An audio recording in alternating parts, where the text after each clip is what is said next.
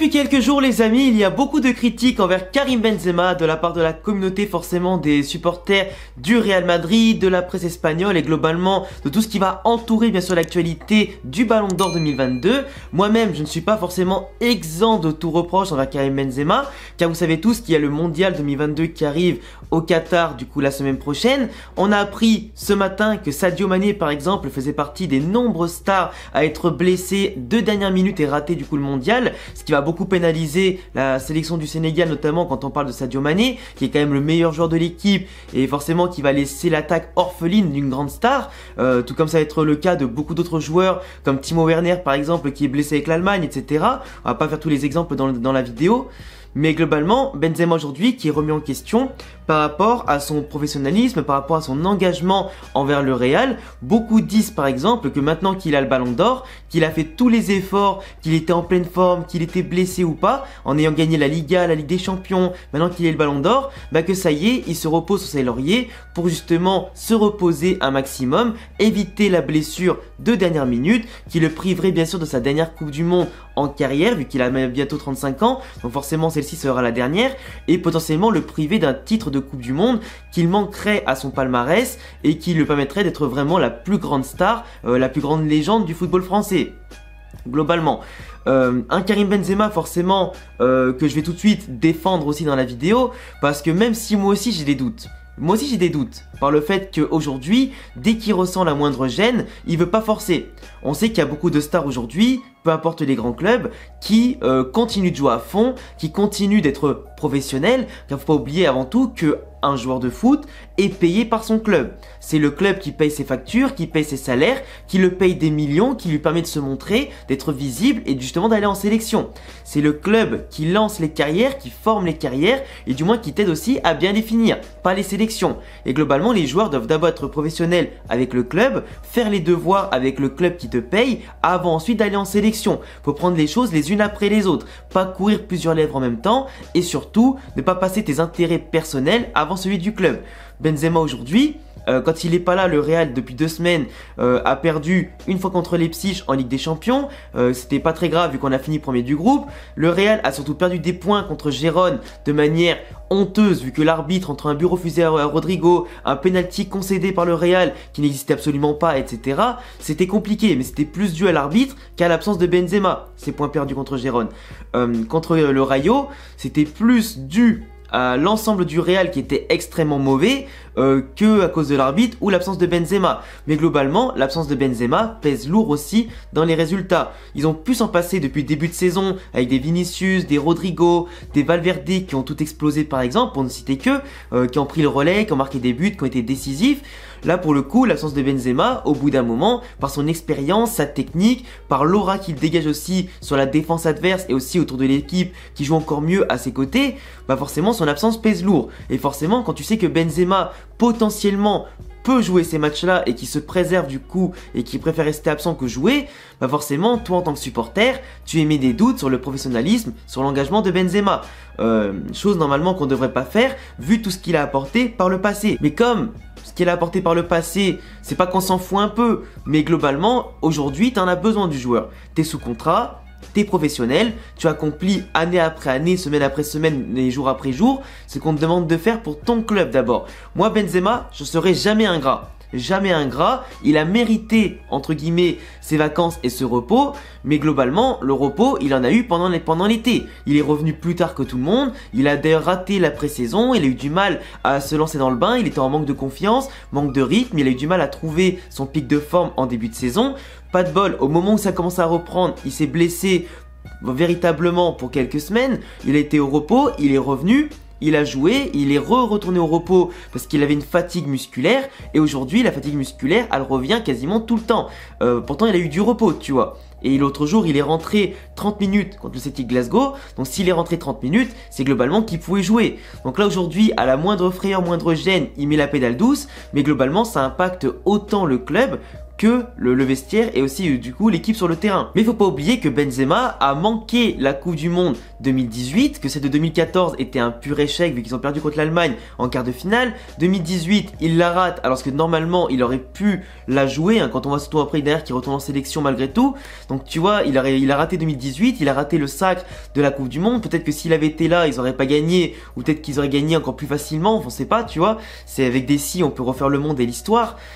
Mais je peux comprendre qu'à 35 ans bientôt, dernière Coupe du Monde, t'es pas envie de forcer. L'exemple Sadio Mané te montre que voilà, tu donnes tout, le pauvre au bout de 15 minutes il est sorti, blessure au genou, il rate la Coupe du Monde. Mais au moins Sadio Mané, il aura été professionnel jusqu'au bout avec le Bayern, un club qui le paye, tu vois, qui pouvait s'en passer vu l'adversaire et vu le résultat qui a suivi le match avec un 6-1, mais globalement il a été professionnel. Donc Benzema, bien entendu, on préfère qu'il se repose plutôt que de forcer et se reclaquer encore plus, qui rate la Coupe du Monde et qui rate potentiellement des matchs avec le Real derrière, du moins encore plus.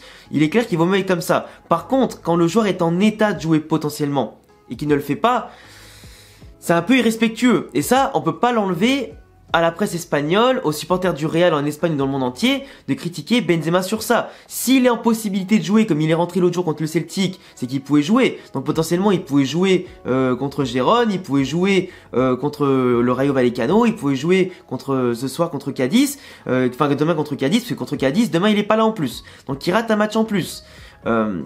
Ce qui permet pas forcément au Real d'être serein, qui traverse une mauvaise passe sportive, mais on espère qu'ils vont se reprendre demain contre Cadiz pour justement rattraper le Barça au moins à 2 points avant le Mondial 2022, qui sera du coup un entracte avant la prochaine reprise de la saison, qui sera limite une nouvelle saison par rapport à la mentalité des joueurs, leur physique, leur forme, comment les équipes vont reprendre leurs joueurs, comment ils vont reprendre leur niveau de confiance et leur rythme de victoire ou pas, on verra bien. Mais c'est clair que Benzema, par tout ce qu'il représente en tant que grand joueur, professionnel, par tout ce qu'il a pu apporter au Real Madrid, forcément tu attends plus d'engagement, il est clair. Mais encore une fois, je vous pose la question, est-ce qu'il vaut mieux que Benzema soit sûr à 10 000% de pouvoir jouer, ou alors tu le laisses à 80% sur le terrain avec un risque de rechute? Et là globalement aussi tu fais un bilan pour tous les joueurs autres que Benzema. Il y a beaucoup de joueurs depuis quelques semaines, quand ils savent qu'il y a le mondial ou une grosse compétition, ils vont commencer à baisser le pied. Et là en ce moment c'est tout le Real qui a baissé le pied. C'est tout le Real qui a baissé l'intensité. C'est pas que Benzema, et c'est aussi le cas pour d'autres équipes, d'autres clubs, tu vois, d'autres grands joueurs. Parce que il te dit, si j'y vais à fond, je peux me blesser. Mais c'est aussi là quelle est la grosse erreur des joueurs. C'est que c'est en arrivant avec le moins de rythme possible à la Coupe du Monde que tu vas te blesser. C'est en arrivant dans les matchs en y allant peut-être moins à fond que d'habitude que tu vas te blesser. C'est en t'entraînant moins à fond que d'habitude, plus relâché, que tu vas te blesser. Parce qu'en face, tu as des coéquipiers qui jouent pour avoir leur place. Parce qu'en face, tu as la concurrence. Parce que en face, tu as des équipes qui jouent leur maintien, qui vont jouer pour éviter la relégation, qui vont éviter de rater les Coupes d'Europe, les qualifs par le championnat, etc. T'as des joueurs en face qui veulent se donner dans leur club parce qu'ils veulent gagner leur place. Et quand ils affrontent le Real Madrid, ils savent qu'en affrontant le Real Madrid, peu importe que le Real soit bon ou pas bon, ça reste le Real Madrid. Et que du coup, faire de belles performances contre le Real, c'est un bon moyen pour les joueurs adverses d'avoir revalorisation salariale, d'avoir des primes, d'avoir leur place assurée. Si tu fais des masterclass contre le Real, bah ton entraîneur et les présidents, ils vont dire « Ah, notre joueur, il est intéressant, faut le mettre en valeur parce que du coup, sa valeur marchande, elle va grimper. » Si tu fais des masterclass contre le Rayo, entre guillemets, contre Gérone, Almeria, c'est moins intéressant. Par contre, si ton joueur il fait des prestations masterclass contre le Barça, l'Atlético, Séville et le Real, bah là c'est ouf, tu vois. Et le joueur adverse, il en a rien à foutre que toi, en tant que joueur individuel ou collectif, que tu sois relâché pour la Coupe du Monde. Parce que la plupart des joueurs des petites équipes, ils ne jouent pas la Coupe du Monde. Donc eux, ils s'en foutent en fait. Ils savent qu'ils vont pas être sélectionnés. Et c'est justement eux qui peuvent te blesser en faisant dans le moindre contact, le moindre duel, en étant moins dans l'engagement. Par exemple, Vinicius, à quelques jours de la Coupe du Monde, lui, il continue de se donner, à dribbler, accélérer, être dans l'engagement, etc. Sauf que les joueurs en face, comme l'a dit le mec du Rayo Vallecano à la fin du match, il lui a dit « Oublie pas, t'as la Coupe du Monde dans quelques jours ». Et lui, il s'en foutait, il allait au charbon. Vinicius, tu avais continué de provoquer un petit peu, etc. Mais le mec, il allait au charbon, parce qu'il s'en foutait, lui, il joue pas la Coupe du Monde. Mais Vinicius, oui. Donc au bout d'un moment, ça impacte un peu, que ce soit physiquement ou mentalement les joueurs, ça les impacte. Parce qu'ils savent le risque qu'ils encourent à jouer tous les coups à fond. À l'extérieur, sur des terrains bidons, contre des équipes qui vont mettre le pied dans les derbies, les classicos ou les matchs à enjeu comme ça, parce que eux veulent se montrer et veulent augmenter leur valeur pour potentiellement servir de leur club comme tremplin et aller bien plus haut et gagner mieux leur vie. C'est, tu vois, c'est en fait c'est plein de détails à prendre en compte au-delà de Karim Benzema ou des grands joueurs qui baissent le pied pour aller à la Coupe du Monde. Après, le problème de Benzema aujourd'hui, c'est que, ok, il joue pas avec le Real. Pour X raisons. Lui-même a dit avec Zach Nani par exemple qu'il souffrait d'une petite blessure parce que bien évidemment que dans les médias, autant lui que Carlo Ancelotti, que Perez, etc. qui vont prendre la parole à ce sujet ne vont pas dire non Benzema est à 100%. Parce que s'il est à 100% et qu'il joue pas, là c'est un gros problème. C'est un gros problème de respect, de conflit d'intérêts, club sélection et par rapport aux joueurs et l'équipe et pas mal de choses. Et au niveau de la compétition de la Liga aussi. Donc évidemment que si Benzema joue pas pour fatigue musculaire ou pour petit pépin physique ou je ne sais quoi, ils vont pas dire qu'il est à 100%. Ils vont forcément dire qu'il a une gêne. Et puis voilà, faut bien justifier la blessure et l'absence surtout pour légitimer tout ça. Même si on n'est pas forcément dupe par rapport à l'événement, les échéances qui arrivent et la coïncidence des événements. Ça c'est clair. Par contre, Benzema, pour tout ce qu'il a apporté au Real, tu peux pas remettre son professionnalisme en jeu. Ça, c'est pas possible. C'est pas possible. Et par contre, ce qui peut faire défaut à un joueur qui veut se préserver pour la Coupe du Monde, en ne jouant pas avec son club, c'est du coup le manque de rythme. Et pour moi, c'est même encore plus important d'avoir du rythme qu'autre chose.